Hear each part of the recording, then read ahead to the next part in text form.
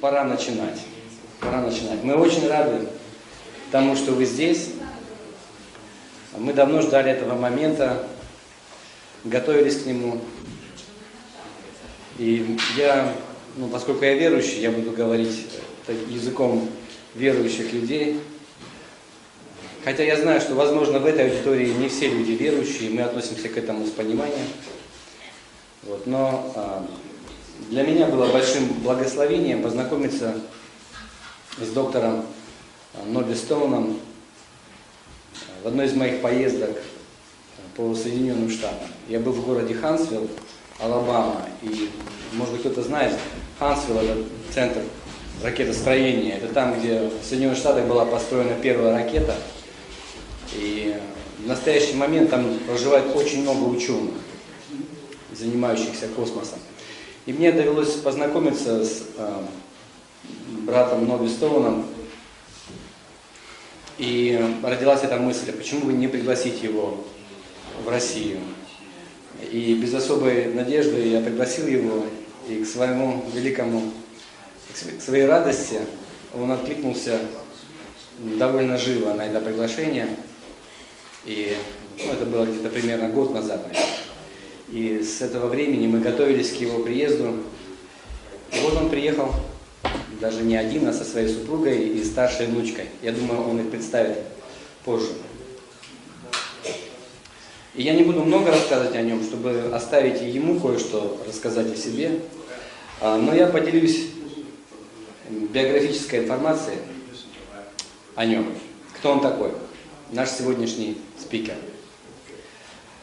Доктор Ноби Стоун получил степень бакалавра и магистра в университете штата Флорида в Теллахассе и степень доктора философии в университете штата Алабама, в Хансвилле, Алабама. Перед уходом на пенсию работал старшим научным сотрудником в Центре космических полетов имени Маршалла в Национальном управлении по аэронавтике и исследованию космического пространства. Был исследователем и старшим исследователем в научных экспериментах в 8 космических полетах и служил старшим научным сотрудником в 2 научных миссиях космического корабля «Шаттл». Его экспериментальные исследования по ионосферным следам орбитальных космических аппаратов международно признаны. Он преподавал в аспирантуре университета штата Алабамы, служил техническим консультантом для ряда научных журналов и является автором более 150 технических публикаций. Доктор Стоун является членом Церкви Христа в городе Хансвилл в Алабаме. Он служит в качестве пресвитера в этой церкви и преподавателем библейского класса. Он женат, его супруга Маргарет здесь с нами. У него 3 детей и 6 внуков. Да, и старшая внучка сегодня тоже с нами. И я думаю, что Ноби их представит. Опять-таки, я не хочу всего рассказывать о нем, но наверняка у вас есть вопрос. Во всяком случае, он у меня возник в свое время. А не летал ли Ноби Стоун в космос? Моя дочь начала убеждать меня в том, что это так. Я спросил ее, откуда ты знаешь? Она сказала, мне моя подруга рассказывала. Моей дочери 9 лет. Я думаю, о том, летал он в космос или нет, он расскажет сам. И чтобы не занимать больше вашего времени, я хочу предоставить ему слово. И извините, перед тем, как сюда выйдет Ноби, наш технический сотрудник Сергей также расскажет вам кое-что о том, как пользоваться нашей аппаратурой. Сергей is going to tell about our equipment. Да. Кто понимает английский язык, лучше сесть на первые ряды. Кто не понимает английский язык, лучше сесть назад. Я вам дам аппаратуру для синхронного перевода. Если вам она нужна, поднимите руку, я подойду и вам ее дам. Так, второе. Когда у нас будут вопросы и ответы, я буду давать микрофон, и вы будете в него задавать свой вопрос. Также по той же схеме поднимайте руку, я вам дам этот микрофон. будет вести запись, поэтому очень важно, чтобы люди, которые не присутствовали сегодня и завтра, и послезавтра, они могли потом его услышать и увидеть. Если вдруг какая-то проблема произойдет, возможно, батарейки сядут, вы передайте через людей мне этот блок, я вам его заменю. Блок можно передать без наушников, просто сам блок. Все? Спасибо. Да. И позвольте мне также еще рассказать вам немного о том, как этот вечер будет построен. Сегодня вечером будет 2 лекции. Точно так же завтра и послезавтра. Лекции будут длиться примерно по 45-50 минут. Между лекциями будет перерыв. У нас есть чай, кофе и различные угощения на кухне, и вы можете немножко перекусить. Потом будет 2-я лекция. Если у вас будут возникать вопросы, не задавайте их во время лекции. Хорошо, вы просто их запомните, запишите, и у вас будет возможность задать это впоследствии, когда закончится лекция. Да, спасибо большое. Может быть, какие-то вопросы еще есть?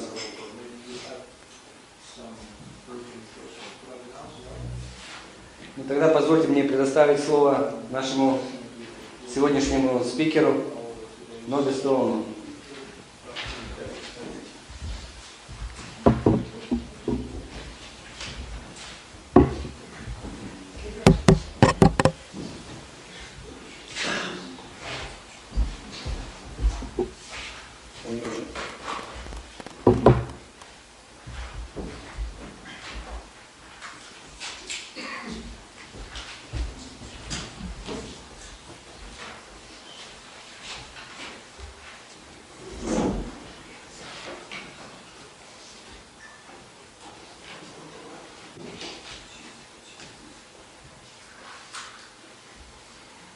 Where did Igor go? Oh, there you are. You're going to change? Yes. Okay. How are you going to know when? You can't see. I have your slide on my screen. Oh, that's right. Okay. And you can take off your earphone right now. You don't need it. You only need it for answers, for questions. Okay. Может, если вы еще любите звук ваших телефонов, будем благодарны.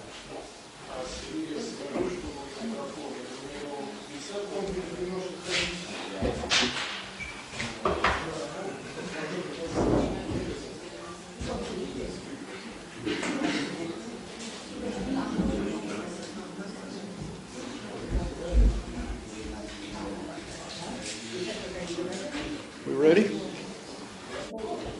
Let me just say to begin with, I want to thank Igor for inviting me. It's a great pleasure to be here. It's my first trip to Russia, and I'm very impressed with St. Petersburg. I wish I were here a little bit later when things were growing.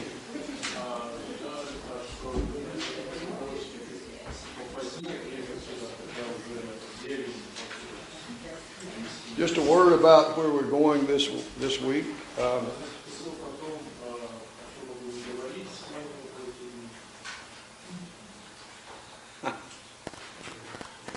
Need a battery.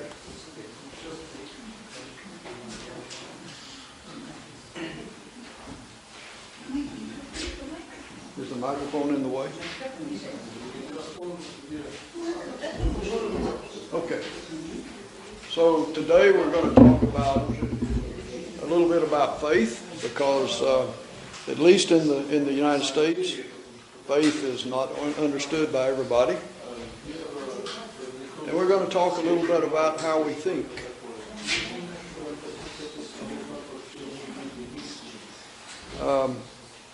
How we think, and therefore how this applies to both faith and to science. And then beginning tomorrow, we're going to take a tour of the cosmos. You don't want to miss that. First hour, we'll take a tour, and the second hour, we'll talk about the things we saw. On Saturday, we'll do the same thing regarding the Earth. We will tour the solar system, look at all the other planets, come back to Earth, and look at Earth, and we'll talk about Earth. And then on Sunday, I'm going to talk about the effect of the crucifixion and resurrection of Christ and how it affected people of his day. So, with that, Today I want to talk about struggles with belief and the nature of faith.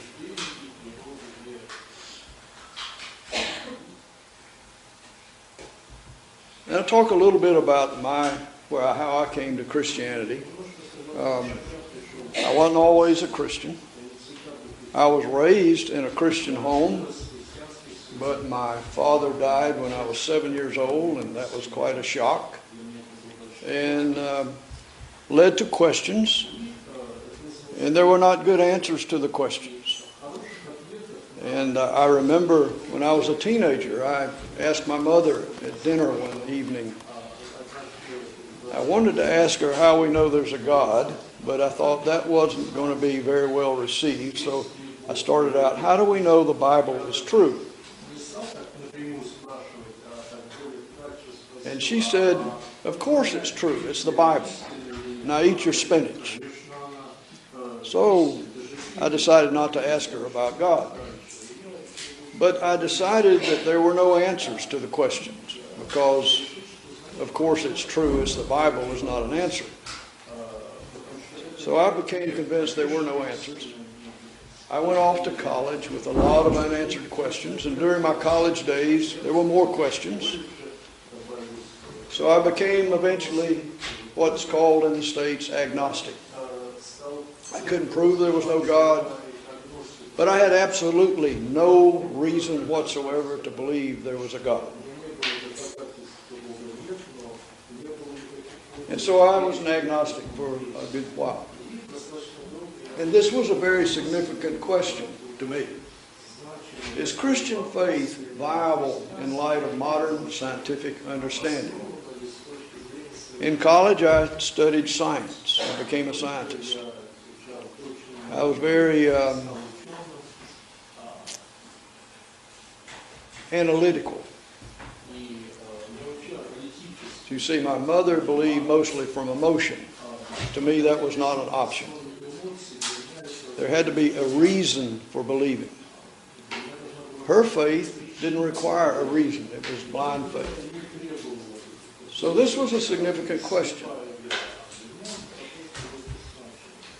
I went to Huntsville, Alabama to work with NASA.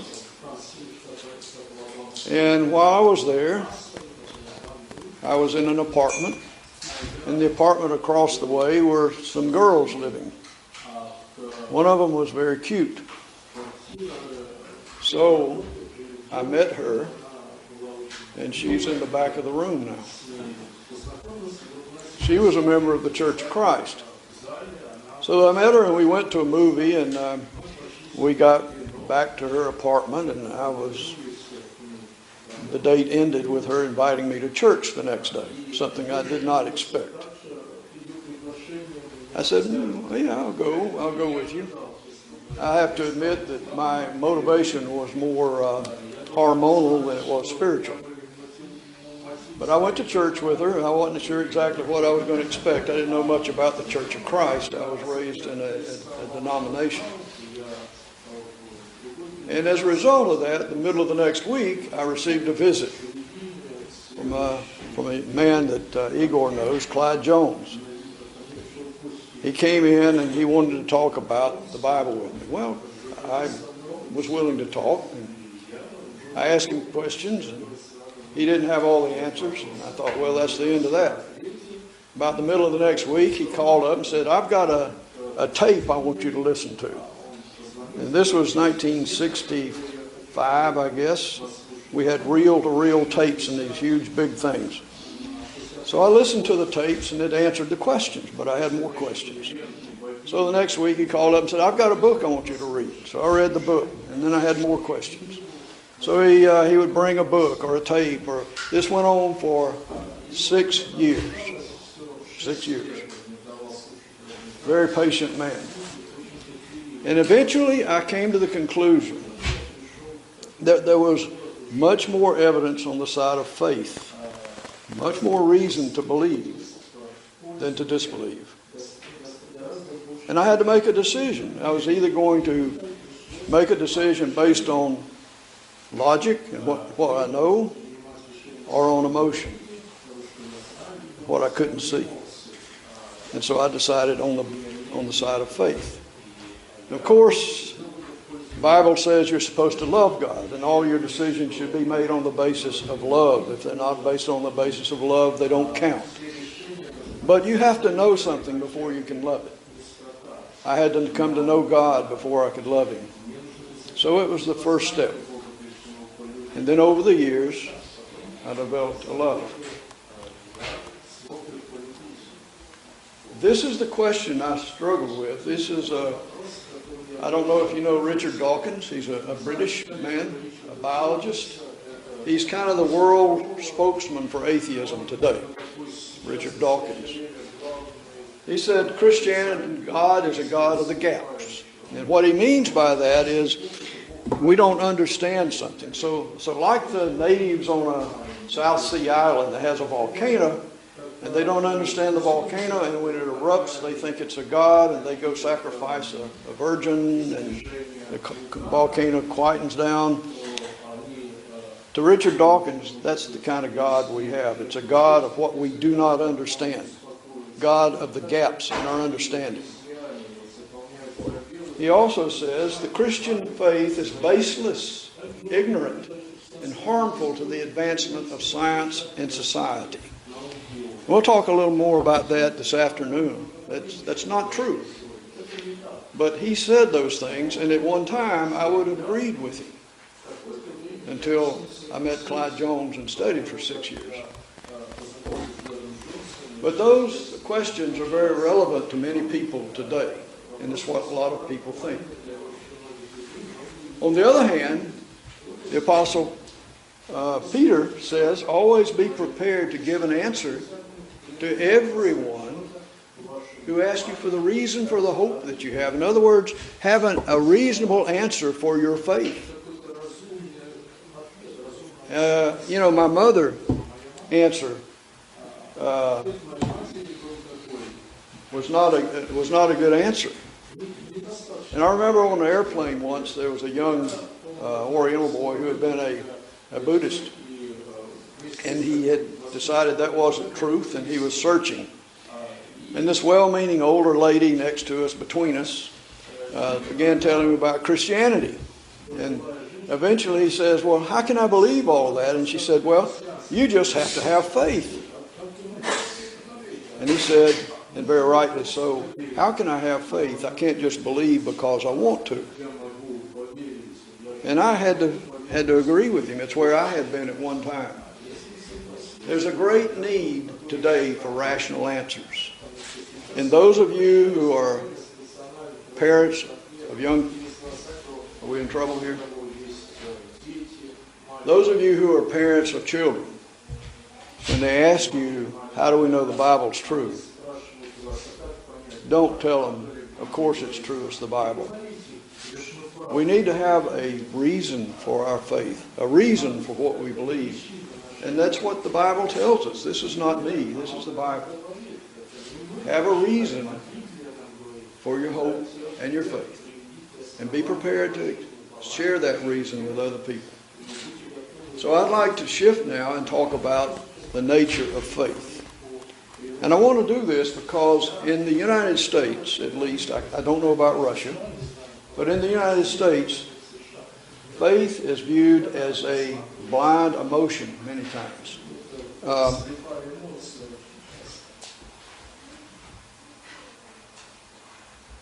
And we're going to look at the difference between belief and faith and reason. Are they compatible? And what is biblical faith? Here's Webster's dictionary, and I don't know what dictionary you have in Russian, but this is the English World Dictionary. The definition of faith: an unquestioning belief that does not require proof or evidence. It involves complete trust and confidence or reliance. In other words, it's blind. And this is the faith of my mother, blind faith, and many people in her generation who just didn't question. The affirmation of confessional statements which one must accept totally independent of any logical proof or material evidence. Blind faith. And what I want to convince you of is that this is not what God requires of mankind. If you come to God in belief on this basis, as my mother did, that's fine. On the other hand, there are many people like me who would never be able to accept God on the basis of blind faith. And the good news is, He does not require that. And I want to convince you of that now. He's never required it. And I want to look at a few men in the Bible you may be familiar with. Abraham. In Genesis 15:22, Abraham is asked by God to sacrifice his only legitimate son, Isaac. And amazingly, he gets up the next morning early and gets everything he needs to sacrifice Isaac, and gets Isaac and a servant, and he heads out. And you wonder, how could a father do that? But in Hebrews, it tells us that Abraham believed that because God had promised him that he would fulfill certain promises through Isaac, that if he put Isaac to death in order to keep his promises, God would raise Isaac from the dead. So we get that from Hebrews, that Abraham had that faith. But it was based not on nothing. It was based on years of experience with God, and God always keeping His word. If you think about Moses, raised in the house of Pharaoh, and he had an altercation with an Egyptian slave master and killed him, and he had to run away to Midian. And while he was there, you remember there was this thing with the burning bush. The bush caught fire, attracted his attention, and he went to the bush, and God spoke out of the burning bush. You remember? If you remember, there were several signs to Moses, not just the burning bush, but he told him to throw his staff down, and the staff became a serpent. He said, pick it up by the tail. I don't know if I could do that, but he picked it up by the tail and became a staff again. Remember? There was a thing with the hand. He said, put your hand in your cloak, and he did. He pulled it out, and it was leprous. He said, put it back in, and pulled it out, and it was whole again. So Moses received 3 different signs to convince him that there is God and that God would be with him. Moses, the lawgiver. The nation Israel, there are numerous places where God gave them evidence that He was with them as He led them out of Egypt, across the Red Sea, and into the desert. But on the last reference here, Exodus chapter 40, the last few verses of Exodus, it says that God was apparent to everybody in the Israelite camp, in the pillar of fire by night, in the pillar of cloud by day. And when the cloud moved, they would move and move somewhere else. But it said it was visible, the presence of God was visible to every Israelite in the camp for 40 years, that God was with him. Gideon, later on, when Israel became a nation, and they disobeyed God, so God allowed them to be conquered by the Midianite nation. And while they were conquered, the Midianites were taking everything, their crops and everything. So Gideon was thrashing wheat in secret so the Midianites wouldn't come. And the angel of God came and spoke to him, you remember? And he said, I want you to lead the armies of God against the Midianites.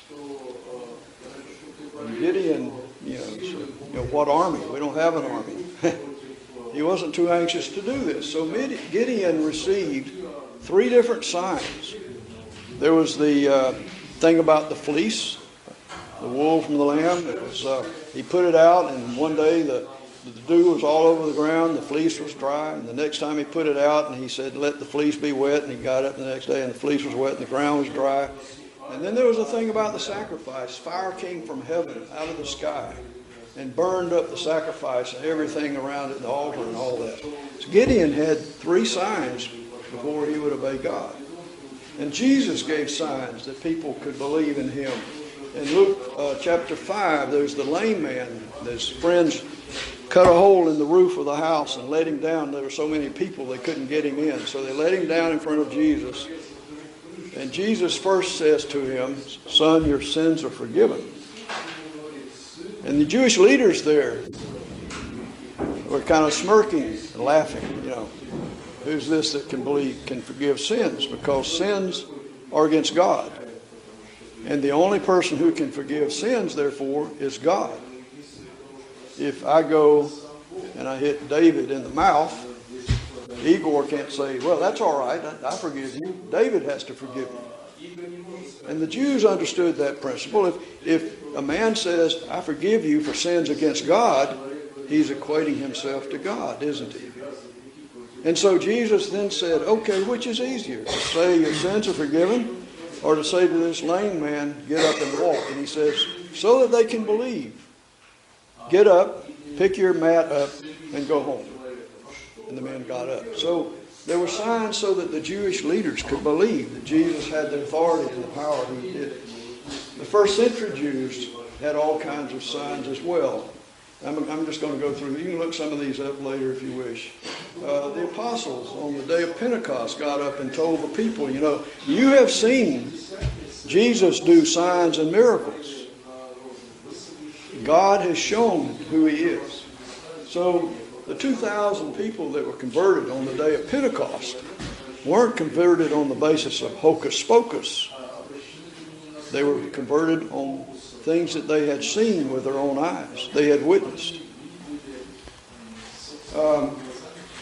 So from these examples, we see that in every case, the great men of faith, I have no idea what that says.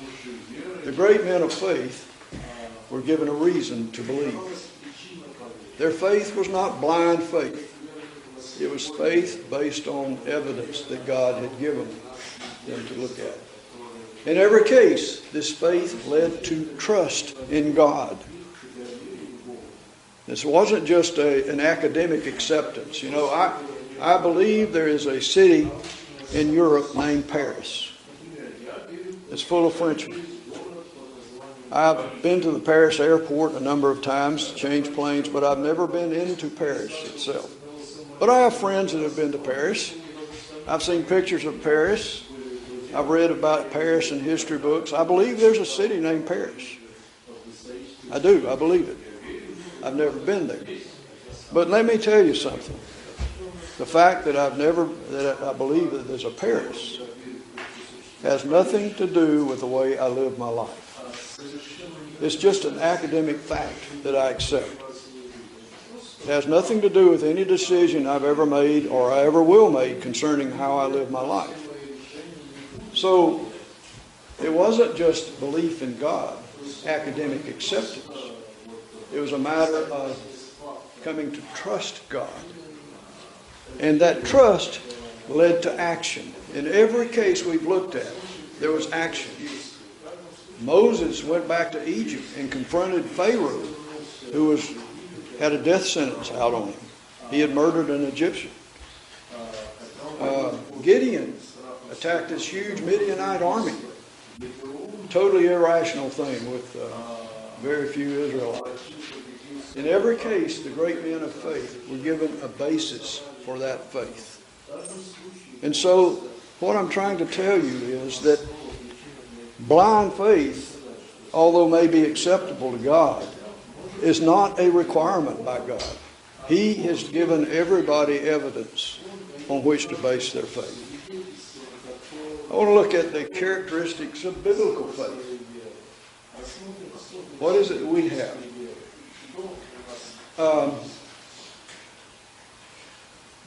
First of all, we know that biblical faith is not blind faith because God tells us to use our minds. He gave us a mind to think with, and He expects us to use our minds in the exercise of Christian faith. So look at Matthew 22:37. Love the Lord your God with all your heart, with all your soul, and with all your mind. Christian belief is not a matter of blind belief, and you take your brains and you hang them on the wall and forget about it. You use your brains in the exercise of Christianity. your God-given ability to think. Peter tells us, therefore, prepare your minds for action.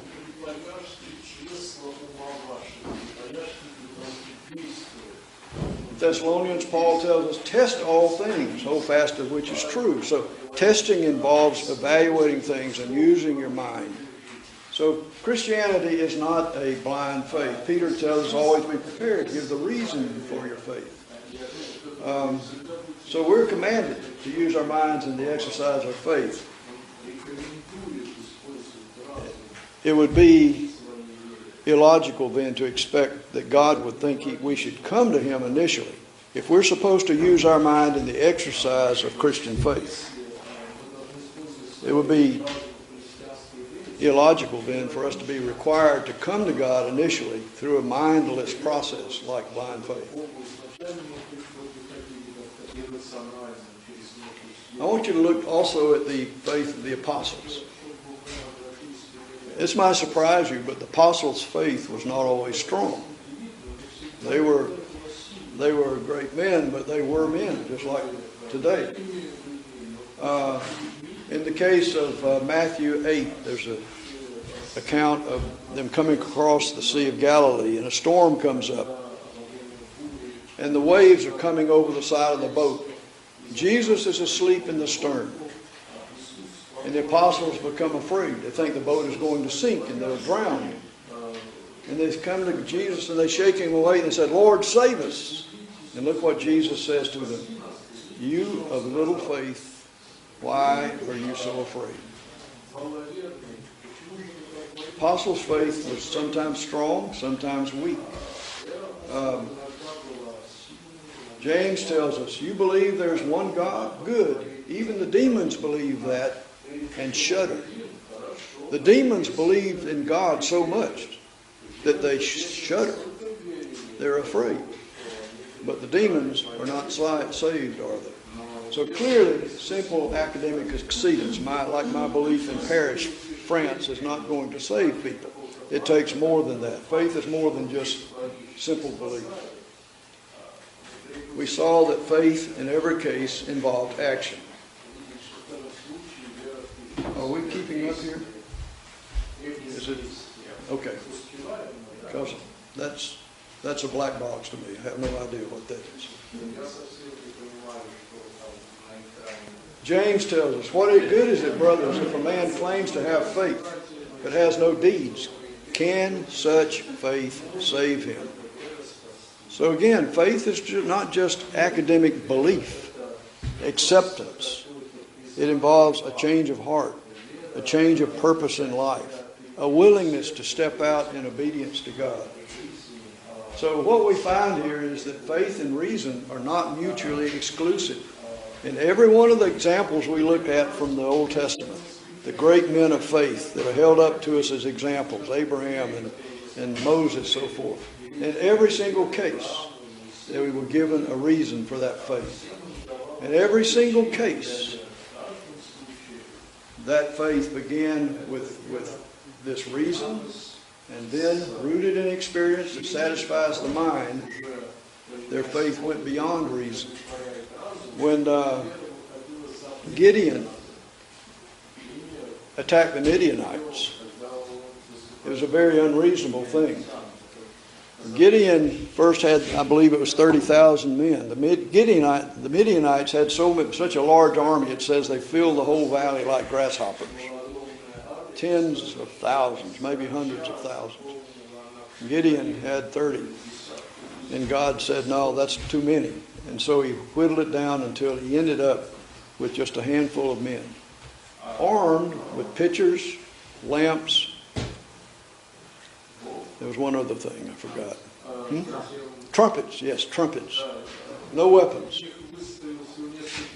And he attacked this huge army with that. It would seem to be suicide. Gideon did something very unreasonable because he believed. So he began not trusting God, wanting signs. God gave him signs. Based on the signs, he came to believe and trust God. And his trust was so strong that he attacked this huge army with a handful of men with just trumpets, lanterns, or candles, and jars. That's irrational, but it's faith. So you see that sort of thing in every one of these men. Let's look at the basis of our faith. God doesn't do things like that for us today. Up through the first century, angels appeared. There were wet fleece and dry fleece, and there were all these things. Today, he doesn't do that. So what's our basis for faith? And to understand our basis, I want to come and look at an example.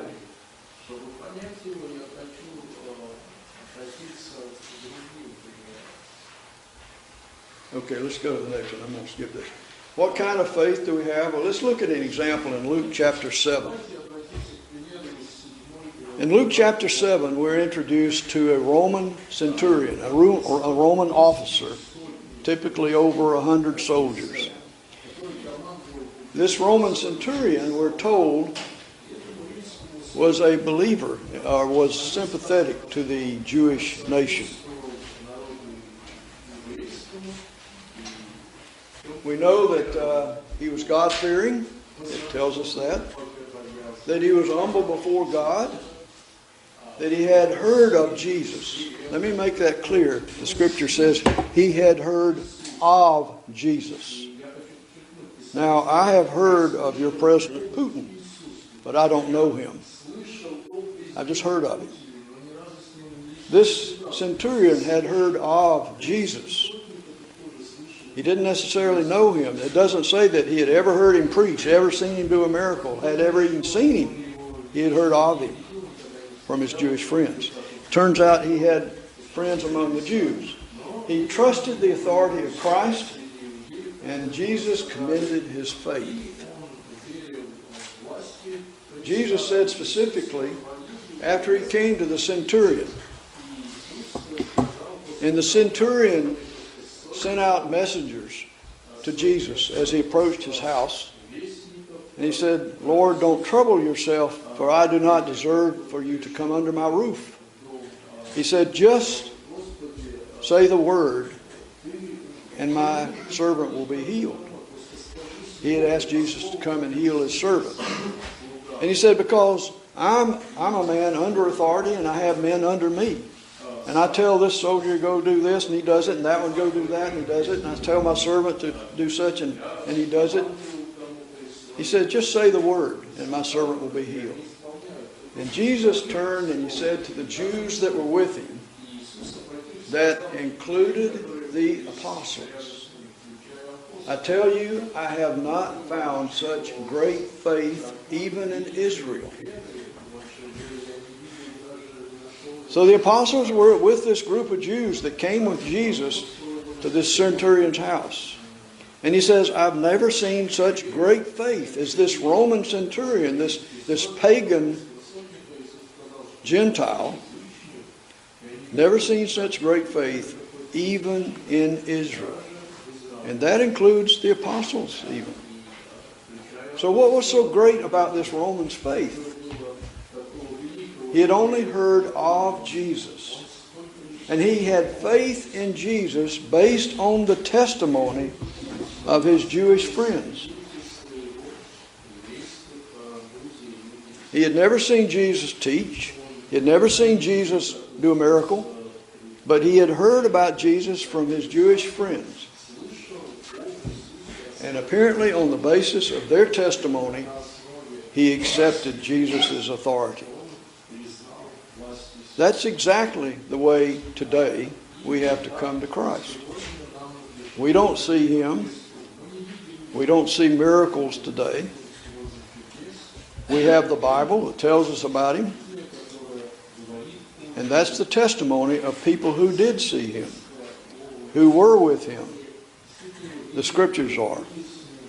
And the scriptures are proven to be, by the purely academic test of historicity, to be the most accurate documents that we have from antiquity. Even atheistic historians will tell you that they are the most accurate documents we have from antiquity. And so on the basis of the testimony recorded in the Scriptures, we believe in God and we believe in Christ. It's the same basis as the Roman Centurion. You know, remember what Jesus said to Thomas, doubting Thomas? You know, remember when Jesus appeared before the apostles in the upper room the first time, Thomas was not there? And he came in afterwards and he said, I will not believe unless I can see the scars in his hand and put my hand in his side. So a week later, Jesus came and he said to Thomas, here I am, come see the scars and put your hand here. And Thomas believed and he said, my Lord and my God. But what did Jesus say to Thomas? You remember? He said, blessed are those, Thomas, you believe because you have seen. But blessed are those who do not see and yet believe. And that describes us, and it describes this Roman centurion. The basis of his faith was the same as our basis. And Jesus described his faith as the greatest faith in all of Israel.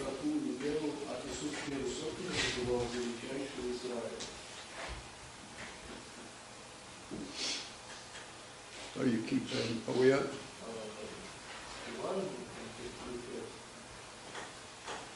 Okay, we can go. I've already talked. I'm sorry I got ahead of myself. So, wrapping up, the basis, what I would describe as biblical faith.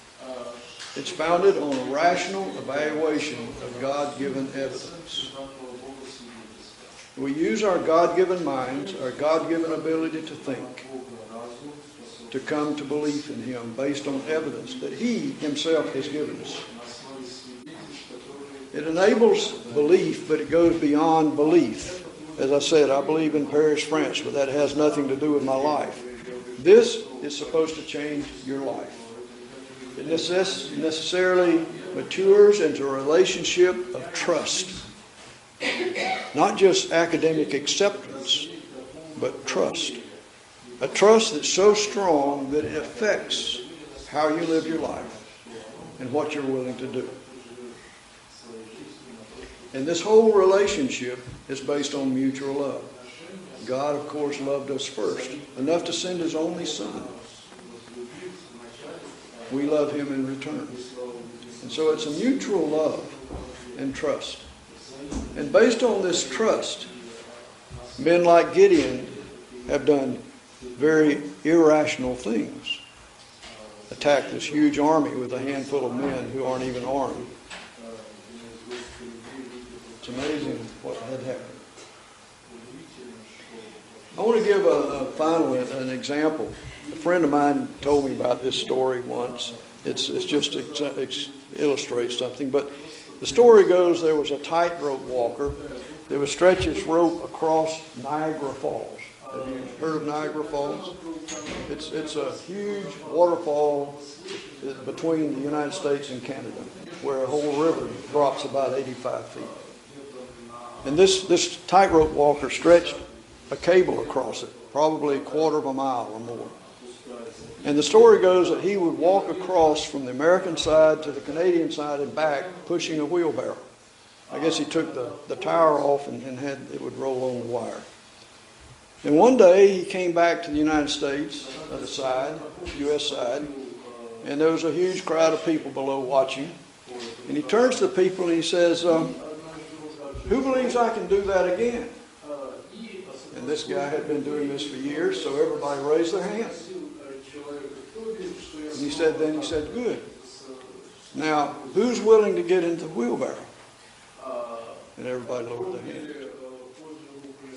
You see, they saw, they believed, but they didn't trust. God wants us to get into the wheelbarrow. That's Christian. So how does one come to faith? By the testimony of Christians today. This is a command that I think sometimes we forget. if you're a Christian, you should be prepared to give an answer for the reason that you believe. It's not a mindless exercise in futility. It is a solid based on our solid faith, based on our God-given ability to rationally evaluate evidence. I've already said that.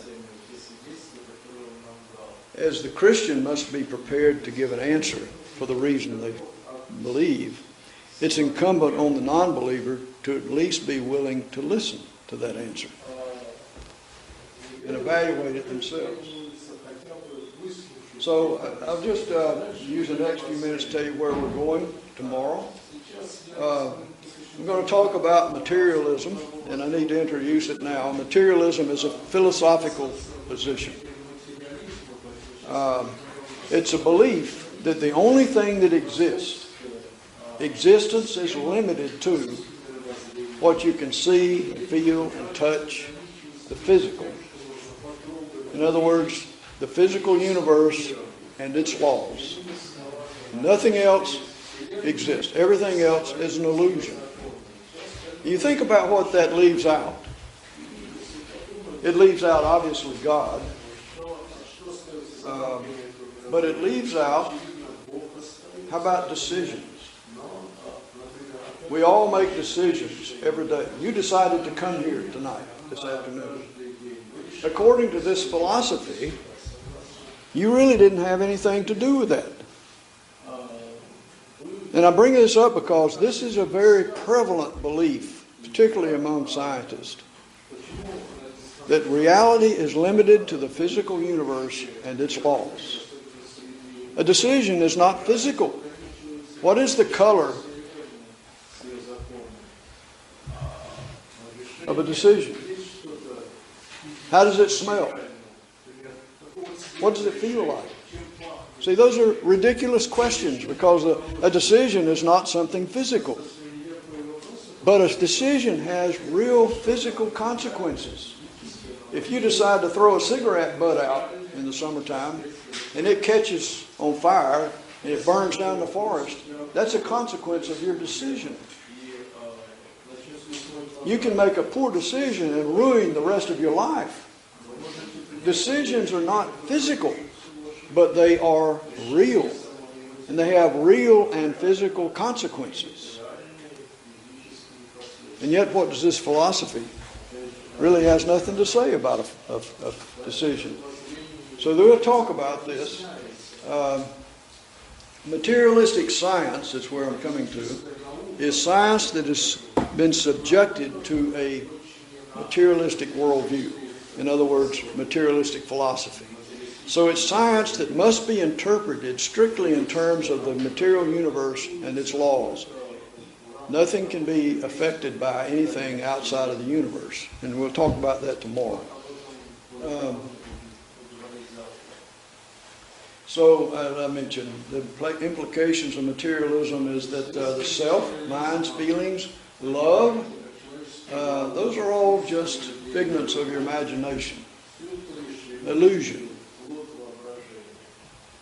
Francis Crick, who was one of the discoverers of DNA, it's a quote from him. The astonishing hypothesis is that you, your joys, your sorrows, your memories, your ambitions, your sense of personal identity, the I, and free will to make a decision are all, in fact, no more than the behavior of a vast assembly of nerve cells and their associated molecules. So you think about that a little bit, what the implications of this philosophy are. It really means that we don't have a self. We don't have free will. You didn't really decide to come here tonight yourself. It's just the electrons moving around in your brain.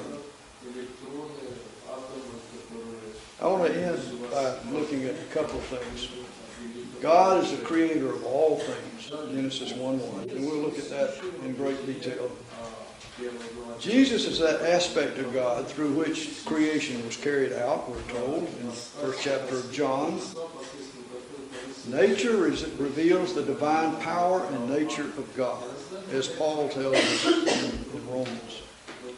So here's something I want you to think about. This is how I look at all the evidence the physical evidence we're looking at from science in the next 2 days. Assuming that God is good, that God is all powerful, and that God is all knowing. That's kind of our definition of God, isn't it? If God is the architect, creator, and sustainer of nature, the physical universe, and if the Bible is the inspired word of God, right? That's what we believe. Then it's logical that when the Bible has something to say about nature, it must be consistent with what nature actually is. Right? On the one hand, God's the creator of all nature. On the other hand, He's the inspiration of the Bible. So when the Bible talks about nature, they must be consistent. That doesn't say the Bible is a science textbook that's going to tell us everything we'd like to know about how things came to be and how they operate. But it must be consistent. And I'll talk to you more about what that means tomorrow. But this is the premise that I'm coming from. We're going to come back and talk about the meaning of reason. But this is some of the things we're going to look at. The universe, the planets, we'll tour the solar system, and we'll come back to Earth. And we'll see the differences in Earth and everything else. So I think that's the last slide. So we have a break now, right? How are we doing on time? Is that okay? Longer? Too long? Okay.